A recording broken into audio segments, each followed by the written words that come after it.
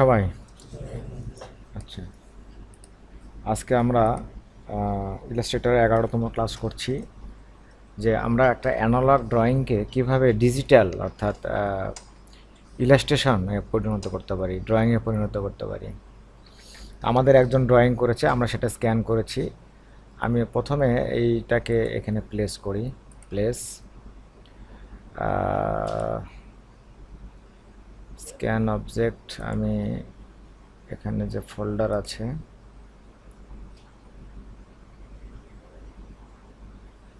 Scan ডকুমেন্টের মধ্যে গিয়ে এখানে আছে ভিউ, এইটা আমাদের স্ক্যান করা অবজেক্ট। এটাকে আমি ড্র্যাগ করে ইলাস্ট্রেটরে নিয়ে আসলাম। ওকে, এটাকে আমরা মুভ করতে পারি।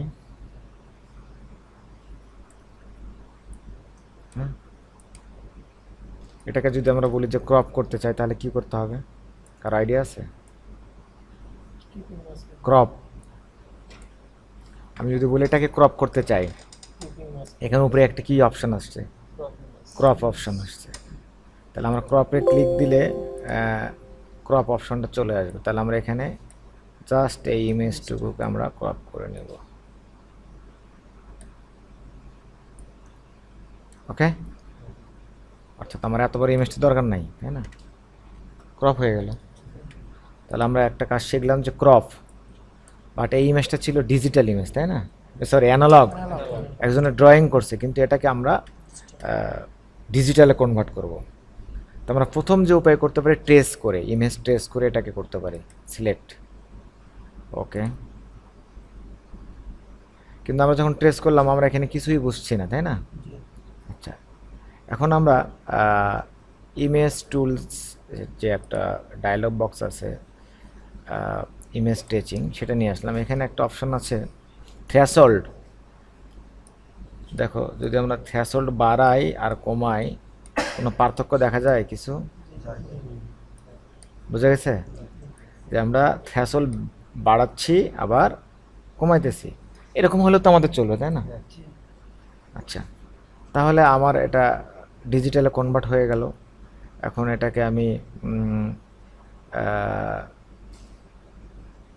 শেষ করে, এটা ডায়লগ বক্সটা ক্লোজ করে দিয়ে এটাকে আমি এক্সপান্ড করে দিলাম, বাস। তারপর এটাকে আনগ্রুপ করে দিলাম।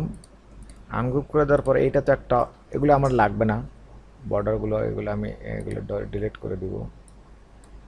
আমরা এখানে ল্যাসো টুলও দেখছি যে ল্যাসো টুল দিয়ে এগুলো আমরা ডিলিট করে দিতে পারি, সিলেক্ট করে। ল্যাসো টুলের কাজ কি? সিলেক্ট করা, কাটে দেওয়া না, কম্পিউটারের ভাষায় বলতে হবে, ঠিক আছে? কাটে দেওয়া, পড়ে গেছে, অনেকে বলে সফটওয়্যার পড়ে গেছে, এগুলো আমরা বলবো না। আচ্ছা, তাহলে আমরা, এটা কিন্তু এখন ডিজিটাল ইমেজ হয়ে গেছে, তাই না?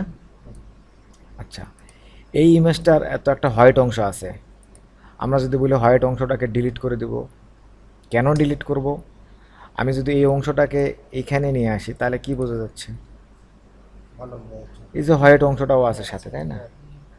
আচ্ছা, তাহলে আমার হোয়াইট অংশটাকে আমরা ডিলিট করে দিব। এখন এখানে চশমার কালার আছে হোয়াইট, তাই না? তাহলে এখন এখানে যদি আমি এই টুলের কাজ কি, ম্যাজিক টুলের কাজ কে বলতে পারে, মনে আছে?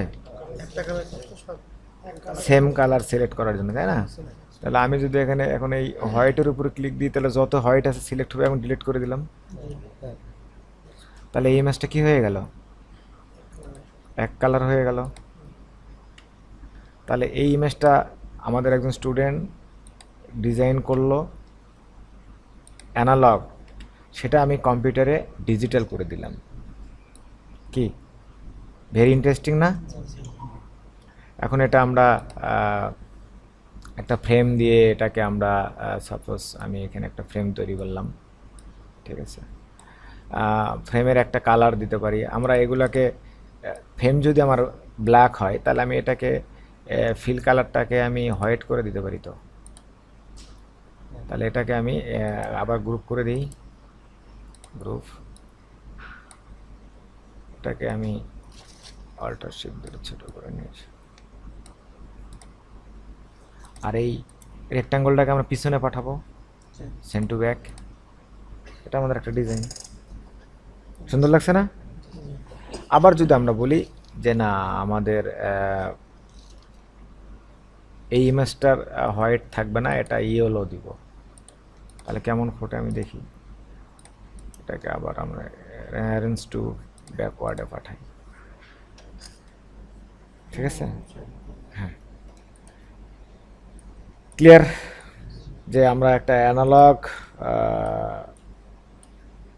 ডিজাইনকে, তার মানে কি, মানে আমরা ডিজিটাল কনভার্ট করতে পারছি আমাদের ডিজাইনগুলোকে।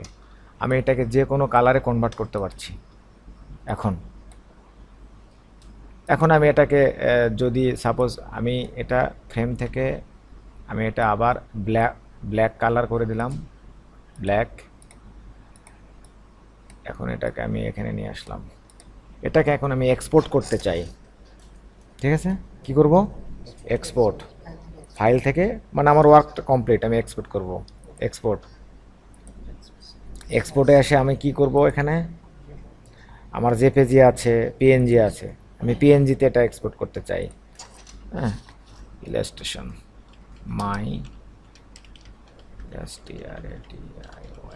মাই ইলাস্ট্রেশন, ওকে। তাহলে আমি এটা রাখছি পিকচারের মধ্যে, এক্সপোর্ট। এখানে ডিপিআই আমরা 300 করে দিলাম, ঠিক আছে? এখানে ট্রান্সপারেন্ট ব্যাকগ্রাউন্ড থাকবে, ওকে। এখন আমাদের এটা হয়ে গেছে, একটা পিকচার হয়ে গেছে। আমরা যদি এখানে পাওয়ার পয়েন্ট প্রোগ্রাম চালু করি,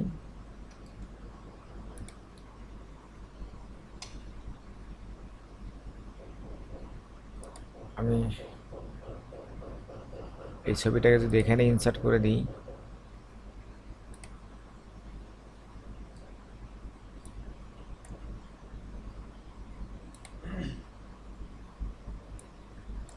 আচ্ছা আমার তো পুরো আর্টবোর্ডটা হয়ে গেছে, তাই কি না?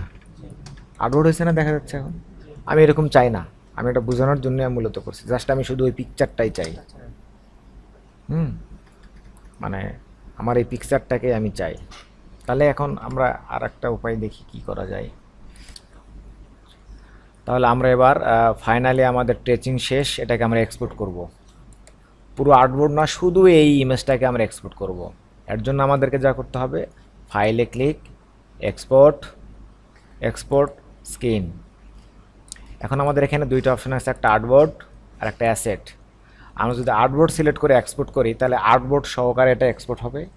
আর যদি অ্যাসেট সিলেক্ট করে আমরা এক্সপোর্ট করি, শুধু এই পিকচারটা কি হবে, এই পিকচারটা শুধুমাত্র এক্সপোর্ট হবে। এখন আমাদের এখানে আমরা যদি এখন এক্সপোর্ট করি, তাহলে এক্সপোর্ট পিএনজি আমরা আর আগে একবার করেছি, আবার রিপ্লেস, আমাদের পিকচারটি এক্সপোর্ট হয়ে গেছে। এটা যদি আমরা পাওয়ার পয়েন্টে নিয়ে যাই দেখি যে শুধু আমাদের এই পিকচারটা এক্সপোর্ট হয়ে গেছে, ঠিক আছে? এরকম একাধিক ইমেজ যদি হয়, আর একাধিকগুলোকে আমরা ওখানে যদি অপশন আসে যে অ্যাসেট প্যানেল, তাহলে অ্যাসেট প্যানেলে গিয়ে আর ড্রাগ করে আমরা অ্যাসেট প্যানেলে ছেড়ে দেবো, ওকে। এইভাবে আমরা একটা হ্যান্ড ড্রয়িং, একটা আর্টকে ডিজিটাল ড্রয়িংয়ে কনভার্ট করতে পারি ইলাস্ট্রেটরের মাধ্যমে, সেটা ইমেজ ট্রেসিং সফটওয়্যারের মাধ্যমে। সেখানে আমরা একটা যে কাজ করলাম সেটা হচ্ছে যে এটা থ্রেশহোল্ড বলে একটা অপশন ছিল, এই থ্রেশহোল্ডটাকে আমরা বাড়িয়েছিলাম উইন্ডো থেকে, ইমেজ ট্রেস অপশন, তাই না? এখন তো এটা ইমেজ ট্রেস হয়ে গেছে। এই যে একটা থ্রেশহোল্ড যে অপশনটা ছিল, এটা হালকা থাকলে আমরা এটাকে কি করতে পারি, বাড়াইয়ে দিতে পারি। এ হচ্ছে পরে আমাদের ইমেজ ট্রেসের মাধ্যমে আমরা একটা রিয়েলিস্টিক ডিজাইনকে বা আর্টওয়ার্ককে আমরা ভেক্টর ডিজাইনে কনভার্ট করতে পারি, হার্ড কপিতে। সেটা কি করলাম, প্রথমে স্ক্যান করে নিলাম। বিষয়টা ক্লিয়ার? ওকে।